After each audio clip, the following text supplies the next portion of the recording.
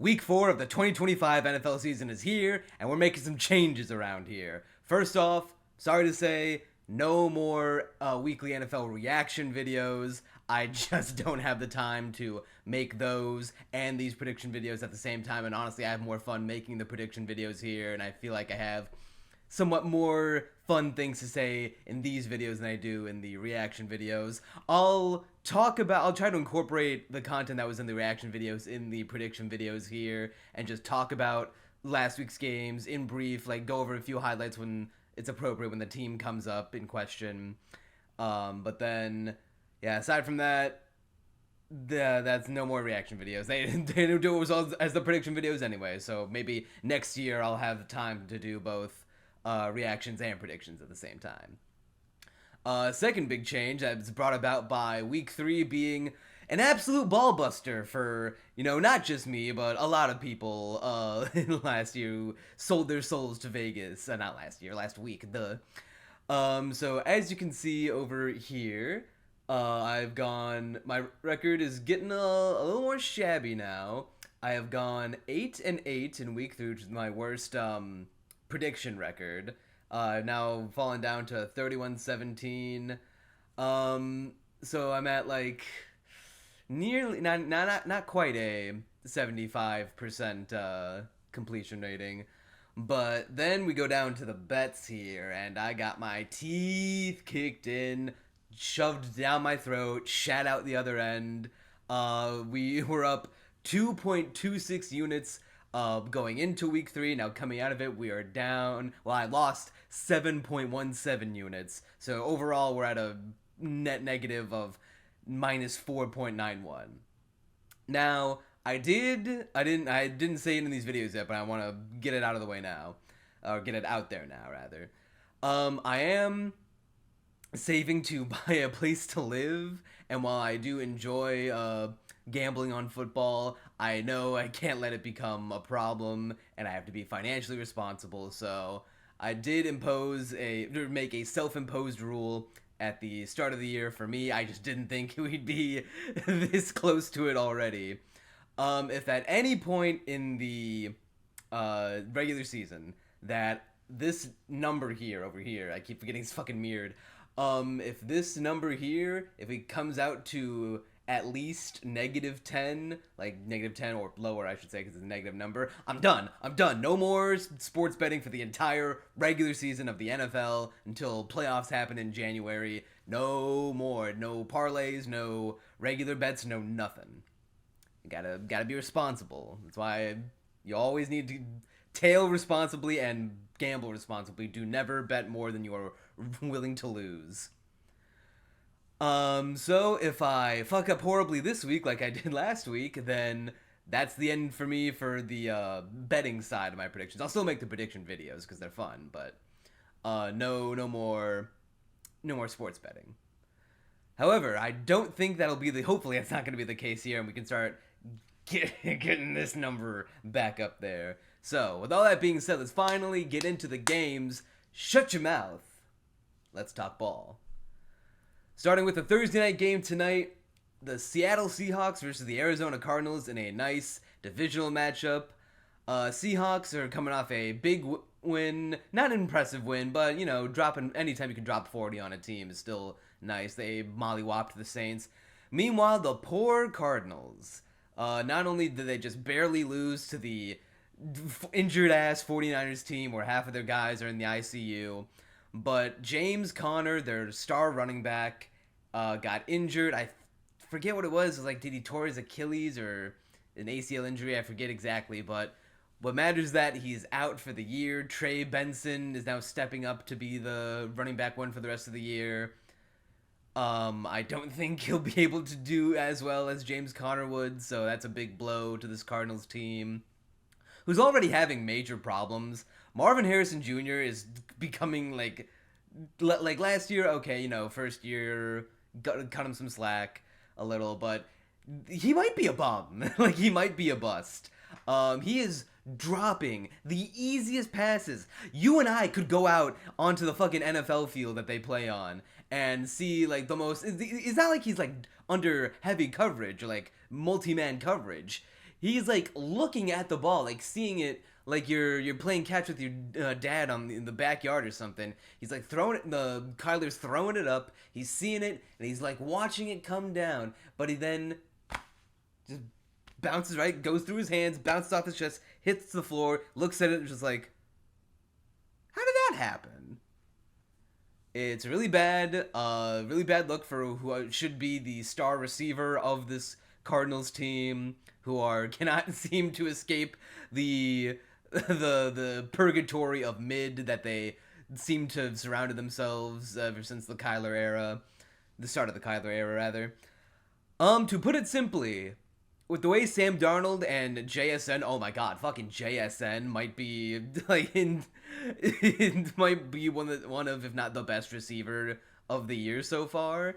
Like constantly ripping off these. How many 100 plus yard games does he have already? 2? I want to say 2. I know he has at least 1, but he's got like, I don't think he's gone below 80 or 90 yards in a game. You know, fact check me please, but he and Darnold have been cooking. Metcalf who, Lockett who, they don't need no one. It's the JSN show now, and I'm a big JSN enjoyer. So, with all that being said, I don't see, even though this game's at home for Arizona, I don't see a way where they win this. Give me the Seahawks to win, Seahawks to cover. I'm betting the Seahawks money line. I do think this is going to be some easy money to get this number back on track, back into the green, out of the red. Not much more to say about this game. Next game. Ooh, in Dublin, Ireland. That's not I don't know, I can't do an Irish accent. I'm going to fucking try. A game that I'm going to be asleep for because I work an overnight shift. So my ass will be snoozing through this whole Vikings-Steelers game. So I won't put too much stock into this one. Steelers did not beat the Patriots. The Patriots beat the Patriots. Patriots committed like 4 fumbles against the Steelers and only lost by 7 points. Like 1 or 2 less fumbles and Patriots probably would have won that game. Meanwhile, Vikings put on a defensive masterclass against Jake Browning and the Bengals. So they kind of fucked me on that one because if you watch my videos, you know I was on the Jake Browning train. I still want to believe that he's got that 2023 Jake Browning dog in him, but last year was a big blow of my confidence for him. So Isaiah Rodgers is going to cement himself already as probably the defensive player of the year already. Like if he doesn't win that award after setting probably like having the single best game a defensive player in football could possibly have. What do you get? Like 2 forced fumbles, 1 fumble recovery, 2 picks, I want to say, 1 or 2 picks. One of them was a pick 6 and the other one was a fumble recovery touchdown. So, yeah. Shout out Isaiah Rodgers. Carson Wentz, too, kind of played better than overall than JJ McCarthy has, because JJ's only had like 1 good quarter. Granted, that quarter was immaculate, but he's also got 7 bad quarters of football under his belt. So, yeah, I would say give me the Vikings to win, Vikings to cover the spread. I'm going to take the spread on this one for just a little bit more money. I know I'm putting myself at risk with the 3-point possible hook that the Steelers could overcome, but I really think Vikings are just the better team on offense and defense here, even with Carson Wentz. So, yeah, not going to be watching this one, sadly, because I will be fast asleep. Next game, Commanders and Falcons. Oh, the Falcons. Michael Penix Jr., more like Penis Jr. It's one thing to lose to Bryce Young and the Panthers, okay? Because, you know, Bryce Young is now starting to find his footing again like he did at the end of last year. But, man, how do you get shut out by the Panthers? 30-0? You couldn't score a single point against the Carolina Bryce Young Panthers? Permanent or a loss. This is like the kind of loss that no quarterback can like, whose like reputation will recover from forever. People are talking that Michael might be approaching bust territory now. Even though he only came in like what the last 3 games of last year, but now between that and the 3 game sample size that we have him currently, it's not looking good. It's not looking good for him at all. Meanwhile, Commanders destroyed the Raiders. I did say that at the time that if Jane Daniels wasn't going to play, Marcus Mariota was in, then I would have picked the Raiders over the Commanders. Boy, do I have egg on my face on that one, even though Geno Smith had a nice stat patty game. So he made his numbers look better so he didn't look trash.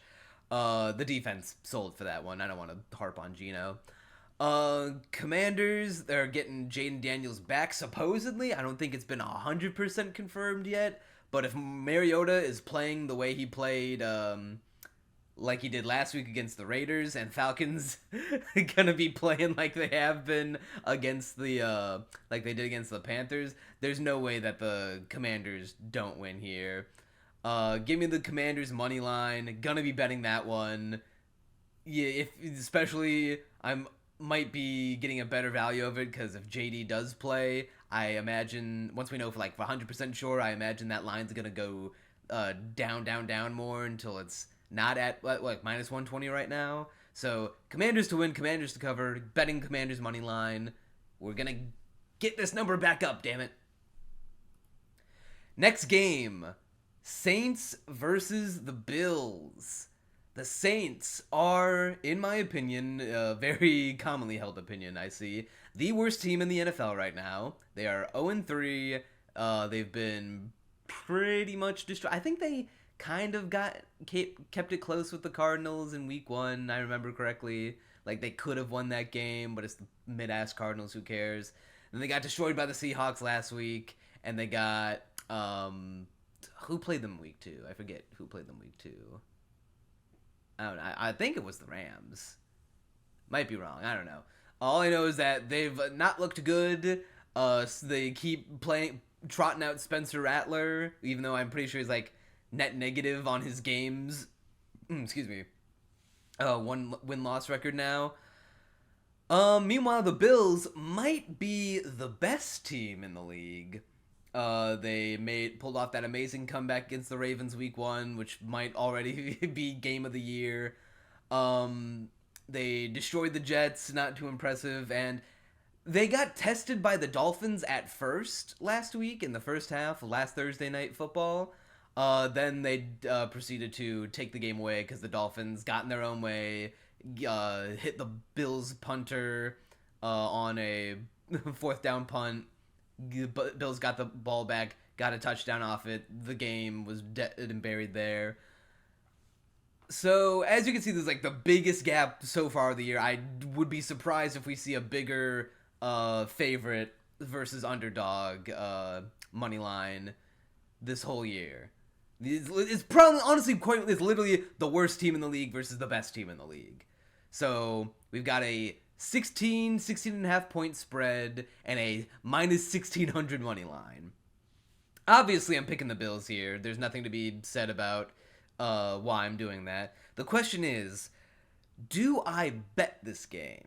Because on one hand, it's dangerous to bet the spread on games like this, because there's no way, first of all, there's no way Saints cover the spread. Absolutely not.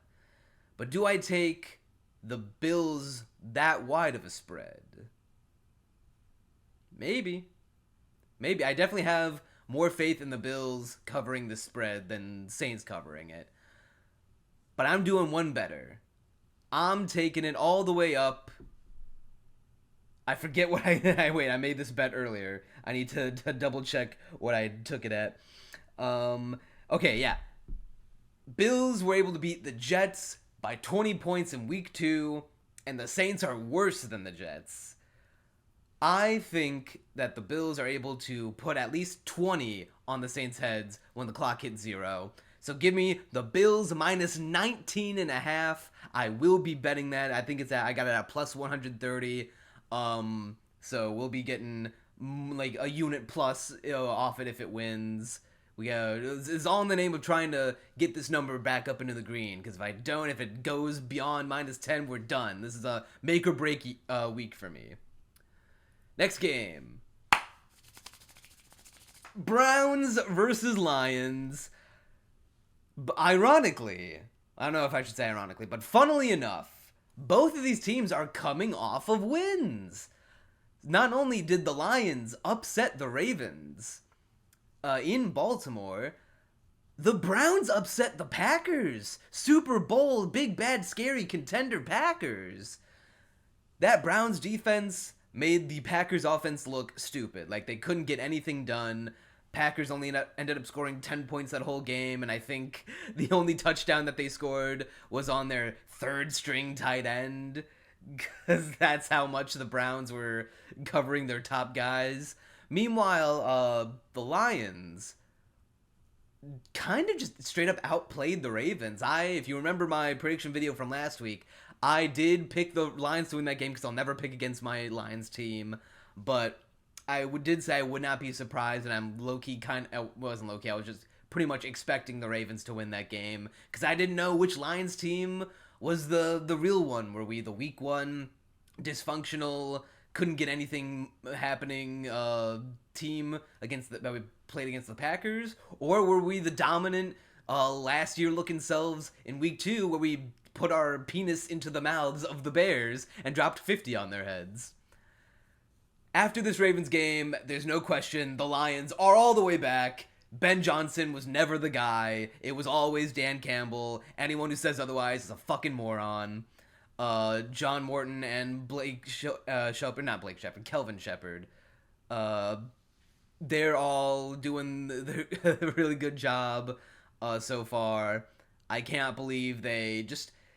It's not that we, blew the Ravens out, because it was a close game after the first half.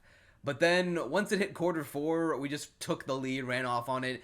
Dan Campbell, MCDC, my glorious actual coach of the year. Fuck Kevin O'Connell, Kevin O'Cuckold, because why do you give coach of the year to a guy who got swept by the real coach of the year? Yeah, nice hollow award you got there, Kevin. Dan Campbell has balls of steel, balls of titanium. They drag along the floor and scrape the sidewalk and leave a loud scraping metal sound as he walks, because that's how heavy his balls are. The man went for it on 4th and 2 on his own 49-yard line. Didn't even bother to, do a safe thing and try to rush it in with Montgomery. He gave the ball to Goff, who looked calm, cool, and collected, threw it right to Amon-Ra, got the first down. Not only did we burn clock because of it, we scored a touchdown and pretty much iced the game then and there. And the defense sacked Lamar 7 times. The running back got sacked 7 times. I thought he was supposed to be good at running. I don't want to get into my Lamar hate right now, but Lions are all the way back, which bodes very scarily for this Browns team, who, even though they did manage to upset a Super Bowl contender at the time, I don't think they're going to be able to do that same kind of thing against this recuperated Lions offense. They'll probably limit us a good bit. I imagine the run game's not going to go off, because if they can limit Derrick Henry the way they did, they can probably do something about even the two-headed monster of Jahmyr Gibbs and David Montgomery. I don't think they're going to be able to handle the pass game, but we'll see. I think it's going to be a mix of that and being able to, throw or run at will, that the Browns will have to be constantly looking, predicting and adapting for. The question is, there's no question Lions win this game, obviously. But do I take the spread? Of course I take the spread. Who the fuck do you think I am? I'm taking the Lions minus 13.5. I forget what it is. I know it's also positive, like the Bills are. The odds are not, it's underdog odds, but you know what? We're making the money back, and I do genuinely wholeheartedly believe that the Lions can beat the Browns by 14 points in Detroit. If this game were being played in Cleveland, then I would have been like, okay, maybe avoid the spread on this one. But no, In Detroit, we are destroying the Browns. Are you kidding me? Don't even gotta talk about it anymore. Next game. The Titans versus the Texans. The battle of shit versus shitter. This is a scary game. Texans are hitting the panic button. They've already released C.J. Gardner-Johnson. I don't quite understand why, because if you looked at his numbers, he was doing better and better each game this week. And on his best game last week against the Jaguars, they cut him. Not great. The Texans got embarrassed by the Jaguars, who they probably should have beat. It's looking real bad for the Texans. CJ Stroud, man. It's almost time to have the CJ Stroud sucks conversation. Bryce Young has better numbers than him, I think, this whole entire, past 3 games. Yeah, the fucking Panthers have a win. Texans don't have a win. They're fucking on a 3-game losing streak. Meanwhile, the Titans are, while they're also on a 3-game losing streak, they have an excuse. They've got a rookie first overall pick quarterback that's coming into what was, one of the bottom 3 worst teams of in the league. So, can't expect too much from them. It looks like this game will be their easiest game that they have so far. Because who have they played so far? They played the Broncos, which is a really bad test for week 1 for Cam Ward. They played the Rams week 2, and they played... Who did they play last week? They played the Colts last week. All 3 good teams. This is the first, so far, given the sample size, it's fair to say right now Texans are a bad team. First bad team they play. If the Texans lose to the Titans, it's time to smash the panic button. It's time to be like, okay, Stroud, what the fuck's going on? You need to shape up, or you're not going to be our guy of the future. We thought we had our guy in the future. His rookie contract is up next year, I believe. So, yikes. And if the Titans lose this game, then I fear for Brian Callahan's job. Cam Ward will be fine. He's got the starting position for, this year and all of next year. So, Cam Ward's been looking pretty decent these past 3 weeks. He's doing the best that he possibly could be on the Titans. So, in this game, both these teams are desperate for a win. But I think that the Titans are still trying to figure it out, and that coupled with the home field advantage for the Texans, and the Texans are hungry to not be going 0-4 to start the year after going in the divisional round 2 years in a row. Give me the Texans to win here. Maybe Titans to cover the spread. I'm not going to be betting this game because it's too stinky, too much stinky energy coming off this game. But I will be looking forward to the end result, because that's whatever happens, it's going to have dire consequences for either team. Next game, the Panthers versus the Patriots. I talked about both teams a little bit earlier already. Panthers shut out the Falcons in the first shutout of the year, 30-0. Meanwhile, the Patriots lost to the Steelers, although they did commit 4 fumbles, which is atrocious, by both Drake Maye and Ramondre Stevenson, because I think Stevenson had a goal line fumble. If the Patriots just turned down the fumbles that game, they would have beaten the Steelers. In this game, Patriots have home field advantage. They are the favorites to win by 5. Panthers are on the come up right now. Patriots on the come down.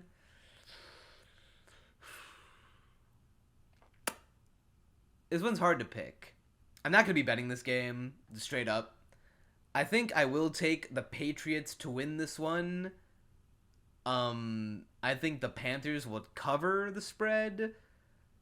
I think Patriots are just the more well-rounded team right now, but I would not be surprised if the Panthers pulled off the upset. But that's all I got to say about this game. Patriots to win, Panthers to cover. Not going to be betting it. Too close for me to call. Next game. The Chargers versus the Giants. Now, this one's got some interesting implications because, as you can see, the line opened, here we go, at 3.5 for the Giants, has moved all the way to 6.5. And the reason for that, sorry, mind blank for a second, is because Russell Wilson's NFL career is over after that horrendous Sunday night football game.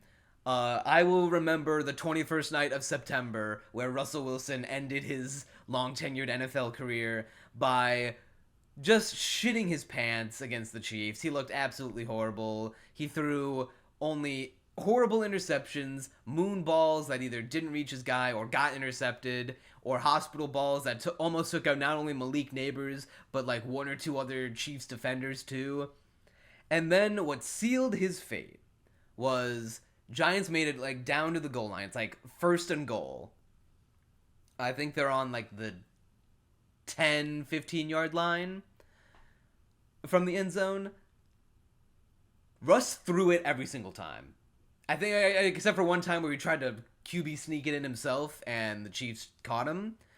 And not only did he like try to throw it, but it's not like he just like, you know, his receivers dropped it or the passes were broken up by the defenders. He overthrew them past the end zone. It wasn't even close. It's like he was trying to get benched, which he did. He is no longer the starting quarterback for the New York Giants. His career is basically over now.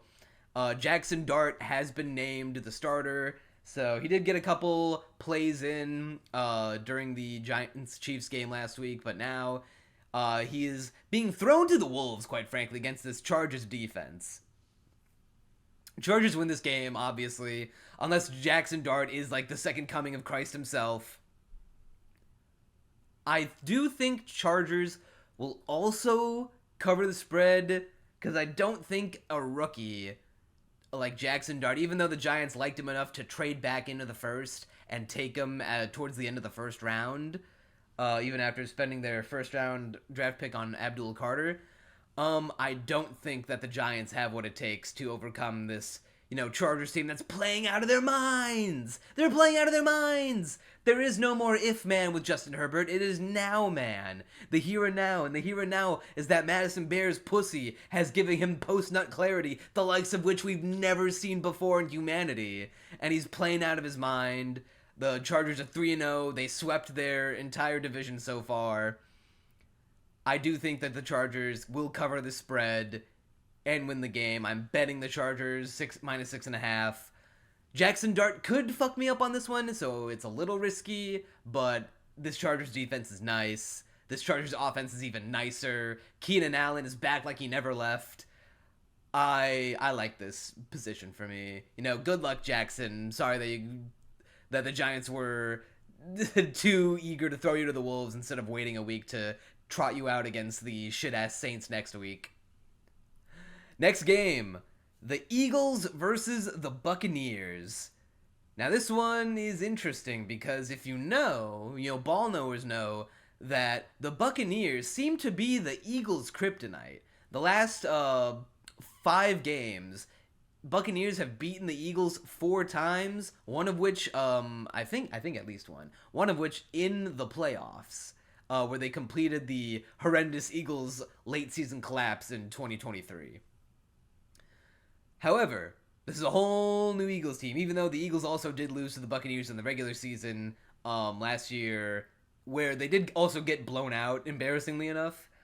The Eagles team is now, overall, as like their whole team, is not as good as it was last year, even though they are undefeated. Although the Buccaneers are coming into this game banged up. Baker is a little bit banged up. He should be playing, but he's got some health concerns right now. Mike Evans is going to miss a few weeks due to a hamstring injury. So that'll be huge for them. But there's 2 factors to this game that could go in the Buccaneers' favor. Chris Godwin might be coming back this week. And if he does, because Mike Evans is gone, he's probably going to have to play the role At least, like, very close to the role that he had last year before he got injured for the rest of the season by Todd Bowles because he's a fucking idiot. He's going to have to, play like that. Godwin was playing better than Mike Evans was last year until he got injured. Like, he was playing like he wanted to be the wide receiver one. He was the secret wide receiver one of the Buccaneers last year. If he can play, like, 66 to 75% of that role this game, then the receiving game will be able to, like, hold up with the Buccaneers. And this because of the second reason, I think, how do you say it? Emeka Egbuka. It's either Emeka or Emeka. I'll say it's Emeka. Emeka Egbuka, the Eggman himself. He's easily the best receiver rookie in the entire draft class. It's not even close. No one even sniffs his balls in distance. He's playing. The kid's playing like he's been a NFL vet for like at least 2 years. And he's only on week 4. And he's already playing like a vet. With the duo of Evans and Egbuka, offense was already cooking, especially with the help of, Kate Otten, Bucky Irving. With Godwin in place of Evans, I think the overall receiving game will go down a little bit, but not like nearly as drastically as it could have been. If Egbuka wasn't this good, I would take the Eagles to probably beat him this time around. Buccaneers are still the underdogs. And that's exactly why I'm taking them. They will hand the Eagles their first loss. Both these teams are 3-0, so we will have one less undefeated team in the league, so that will be exciting. This will be one of the best games of the week. I will be betting the Buccaneers money line. I have faith that the curse will continue, that the Eagles will somehow not be able to figure out why they can't beat the Tampa Bay Buccaneers out of all teams. There's no logical reason. Like, Buccaneers have a great offense, not the best defense, but for some reason the Eagles just can't get it done against them. And I think that streak will continue. So, give me the Buccaneers to win, Buccaneers to cover. We'll be betting the money line. Don't let me down, my glorious Kings. Next game, we're entering the 4 o'clock slate now. Colts versus Rams. This one's got a decent bit at stake. Even for me, and I'll explain why in a bit. So, the Colts, the Indiana Jones MVP run is still going strong. Even though it was only against the shit-ass Titans last week. The fact of the matter is, Daniel Jones and the Indianapolis Colts are 3-0. Who would have thunk it? Not me. Meanwhile, the Rams are coming off probably the most heartbreaking loss of the entire year. Like, maybe, actually, I don't know. Maybe that Ravens Week 1 loss is also heartbreaking. Definitely in the conversation. If you'll remember, I had Rams to win, and the Rams were winning for a majority of that game. They were putting belt to ass against the Eagles, making them look stupid, showing that they would in fact have won the game in the playoffs, if not for the shit-ass snow that should never play a factor in football to begin with. All domes. Then the fourth quarter came around, and the Eagles were like, all right, it's time to start playing for real now, and mounted I think it was like 26-7, and then the final score ended up being 33-26, Eagles.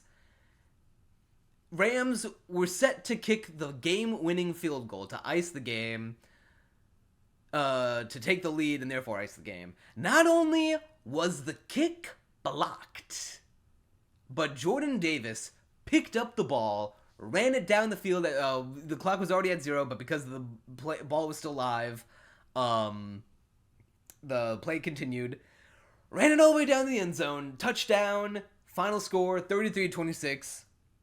So even if you had the Rams to, cover the spread as the underdogs, you didn't. You fucking didn't, because Jordan Davis probably had the Eagles to cover, probably betting on his own team, and he's like, oh shit, I could just kneel this down and end the game with one. But I feel like making a little extra money. I feel like going out for lobster tonight. So took it down. Yeah. So I've seen some people crash the fuck out over that one.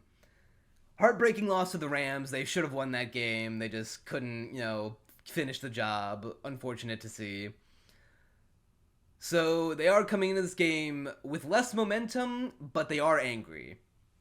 Colts, meanwhile, have beaten some good teams, some bad teams. I do think this is the time where Colts will be handed their first loss. The Rams are playing at home. They're playing angry. As good as Jonathan Taylor is having a better season so far than Kyren Williams, but he's not like head and shoulders better than him. Stafford is been playing even in his old man age and his supposedly bad back, which hasn't limited him at all. It looks like can sling the rock just as well as Daniel Jones has been astoundingly. And I do think that the Rams receivers and the defense will outclass the Colts receivers and their defense. I would take the Rams money line, but it's a little too low for me. I don't like taking money lines less than 150. And the spread, however, is a little too dangerous for me here because I do see this being a close game because, Colts don't want to just let go of this winning streak so easily. I do think it'll be a close game, and I do want to bet on it because I do feel strongly about it. However, there's no, good bets here that I feel confident on taking, either the money line or the spread. So for the very first time, I'm introducing a thing that I've been teasing about in the prediction reaction videos that now it will be doing for the very first time, the Money Bags Manta Parlay. Instead of putting one unit on either the money line or the spread, I'm putting a unit on a parlay, and it's going to be a pretty fat one. So yeah, pay attention to this side of the screen for all of the legs. I've got it up here on my phone. So here we go. It's at plus 600 odds total as of right now. So try to tail it as soon as you can. I do have really good faith about this one. I researched it. Let me tell you. Matthew Stafford, 200 passing yards. I think in order to beat a team like the Colts who are undefeated, he will have to throw at least for 200. And in benefiting of that, Puka Nacua will get 8 receptions. He has cleared this line in all 3 of his games. He is the number 1 target of Matthew Stafford. He is his little Pookie bear, Puka Nacua. So I think he'll be able to clear this line. Devontae Adams is a good supporting actor here. He'll get 50 yards. He's cleared this line in all 3 games. Kyren Williams will record 65 rushing yards. He has cleared this line in all 3 games. Might be close, and this might be the shakiest leg of the whole thing. So, if you want to take him at 50 yards, then fine by me. I think he'd be able to do 65 here in order to, Rams need to win this one.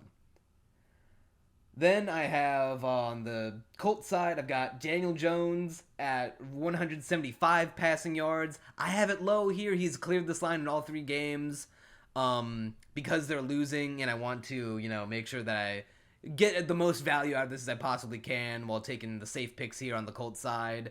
It's at a pretty decent value to add to the parlay. And finally, Jonathan Taylor will get 40 rush yards. He's blown this line out every single game so far. And I know this one's very low odds, or very, very good odds. And that's why the number's low. But this is just to round out the 6-leg parlay to plus 600 odds. That's plus 100 for every leg. I'm putting a unit on it. Hopefully, we'll be able to make 6 units off of this bitch. This is the very first, hopefully not the last, Money Bags Manta Parlay. Tail it if you like. I feel very strongly about it, and I feel like I'm making half $100. Honestly, I would have put more money on it, but to keep everything even within this video, I will make it worth as much as official pick for a spread or money line, whatever. Okay, that's enough about that. This video is going a little long, so let's finish this up here. Jaguars versus 49ers. Both are coming off of wins, relative close ones. I think Jaguars only won by 7 and 49ers won by 1 point. But hey, a win's a win's a win. 49ers beat the Cardinals, even though half their team's in the ICU, and the Jaguars, even though Brian Thomas Jr. seems to have disappeared completely and has not played nearly to the same level that he was last year. The Jaguars beat the Texans, and their offense and defense have been looking kind of above average. Meanwhile, 49ers, McCaffrey's German witch doctor shit has been working. He's been an absolute monster. Mac Jones is playing well enough. The receivers are, doing the best they can. They're playing enough. I think I'm going to keep this one short. I'm not going to be betting on this one because there's too many variables and it's too many, cogs in this machine that I think are going to grind any bet I want to take to a halt. My prediction is 49ers to win, but I'm not going to be betting this one. I don't feel confident about this one at all. But I will say 49ers win next game. The Ravens versus the Chiefs. This one I'm also not going to be betting on, and I'll tell you why right now. Both of these teams are 1-2. Ravens are coming off a loss where they were expected to win. All the analysts were saying, oh, Ravens probably have this one in the bag. They're playing at home. Lions are probably, they lost their key coordinators. Didn't fucking matter, because why? Because one team had a quarterback in the quarterback position, the other team had a running back in the quarterback position. You tell me who's going to win that game. Meanwhile, the Chiefs, they got their first win, and it was against a floundering Russell Wilson and the Giants, so not very impressive. Travis Kelce still looks like he's not committed to football anymore. He's more committed to his fiance. I think Xavier Worthy is coming back in this game, so the receiving core will receive a boost, and they don't have to rely on Hollywood Brown and whatever a Tyquan Thornton is. The Ravens, meanwhile, Derrick Henry is on a fumble streak where he's fumbled at least once in all 3 games and has lost it twice. And in both games where he's lost a fumble, it led to their defeat. So, yeah, yikes for Derrick Henry. This one is tough because on one hand, I would like to see I want to see both these teams lose, if I'm being honest, because it'll be a good game. These are both, at the end of the day, still Super Bowl contenders. I would say Ravens more than the Chiefs, and I do want to see the Chiefs just not make it this far. So, honestly, this pick is less on who I think is going to win and more like who I want to win. So, give me the Ravens to win, Ravens to cover. I'm not going to be betting this one because I could just as easily see the Chiefs beating Ravens for the 3rd game in a row. They beat them in the opener last year by a toe, and then they beat them in the the AFC Championship in 2023. So yeah, Ravens win, Ravens cover. Not going to be betting this one. Too close. I don't like either team in this game, but I want the Chiefs away from the playoffs as much as possible, more than the Ravens. So, that's all I gotta say about this one. Sorry I'm not as enthused about this game as others, but I got my biases and it is what it is. Next game, the Bears versus the Raiders. Now this one's got me scratching my head because on one hand, the Bears might be tricking us into thinking that they're good now. Caleb Williams had easily the best game of his entire career, throwing for 4 touchdowns, for 280 yards, no interceptions, absolutely mollywopped the Cowboys. I got that one wrong. To be fair, CeeDee Lamb did get injured early at the start of the game, and without him, the Cowboys offense couldn't get fucking anything done. So, I don't feel too bad about picking the Cowboys there. Bears also ripped off a couple signature Ben Johnson trick plays, so maybe part of the Lions' success was him, but we also pulled off some trick plays against the Ravens, so it wasn't entirely him. Meanwhile, the Raiders, coming off a pretty bad loss against the Commanders, backup, the Marcus Mariota dropped 40 on their heads, and Geno Smith stat padded.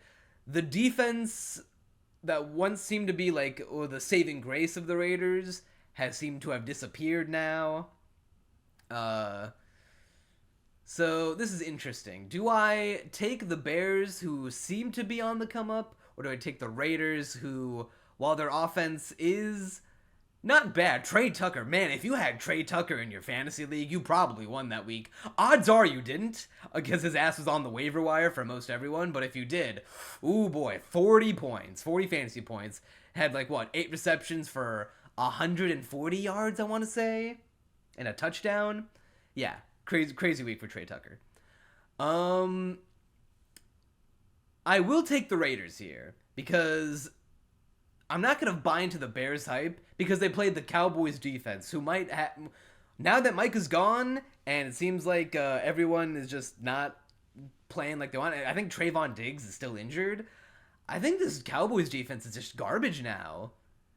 And you know why else? Because Matt Eberflus is the defensive coordinator for the Cowboys. And he is one of the worst, head coach staff guys that you could possibly have on your team. He is a cancer. He is a poison. He makes any team that he's on worse. I have no faith in the Bears here. I'm not convinced after beating the shit-ass Cowboys, even though I predicted wrong. That's on me. I will take the Raiders to win, Raiders to cover. I will be betting the Raiders money line here. I think it's at -110 or -115. As long as, if they can just get Ashton Genty more involved in these games, man. Chip Kelly is kind of a shit offensive coordinator. I don't know why he's refusing to get his first round generational running back more involved in these games, whether it be on the rushing or even receiving end. But I think they'll be able to... It'll be close, but I think the Raiders will be able to pull it off in the end. The Sunday night football game, Packers versus Cowboys. Now, this game, before the trade at the start of the year, was going to be, who cares? Not that exciting game. But now, the narrative. I love the narrative in football. Micah Parsons' revenge game. I'm going to say it right now. Cowboys don't have a fucking chance in hell. Packers win. Spread's at -7. I don't like, taking the even numbers. I'm going to drop the spread down to -6.5.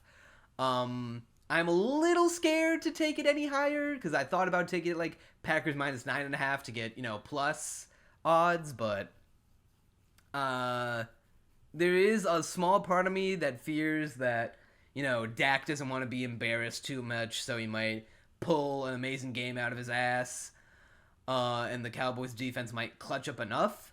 But Micah Parsons is going to sack... yeah, he is going to... Ooh, I should make that a play. What is Micah Parsons' sack number at? I'm going to check that real quick. Sunday Night Football, player props, take me to the defense.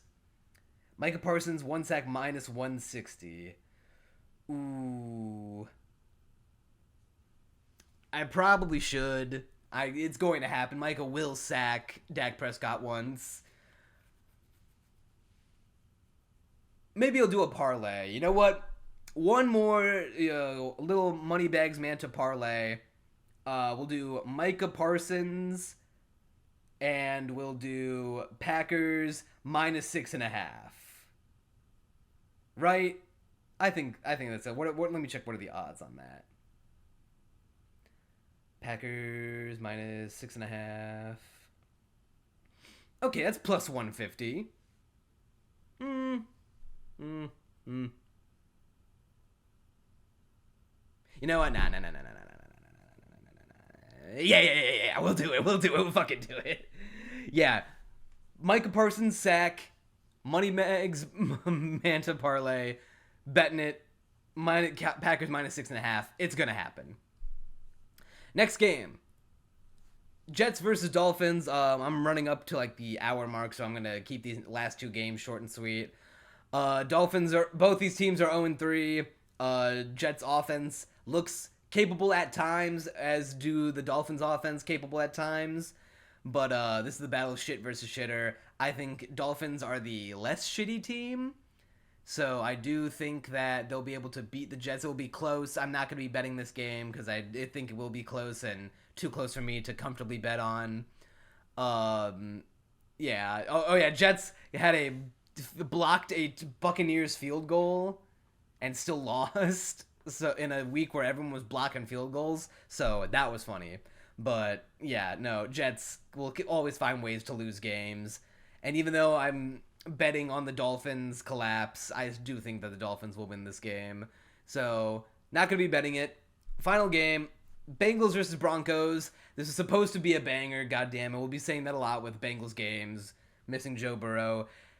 Jake Browning is on a rough start. He looked like absolute shit against the Vikings. Yeah, I mean, obviously Broncos win this game. I would have had Bengals if Joe Burrow was here.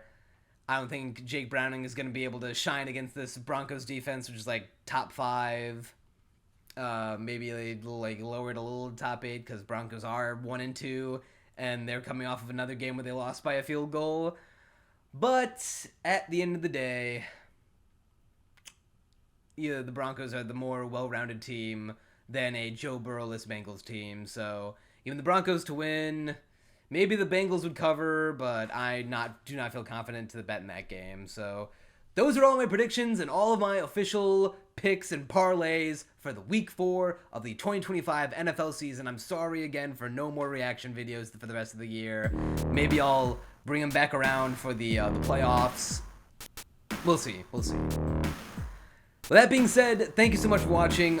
Let me know in the comments what you think of my picks and my predictions. Let me know what yours are in the comments if you're going to be tailing any of mine. I am Neon Manta, and you will see me next time.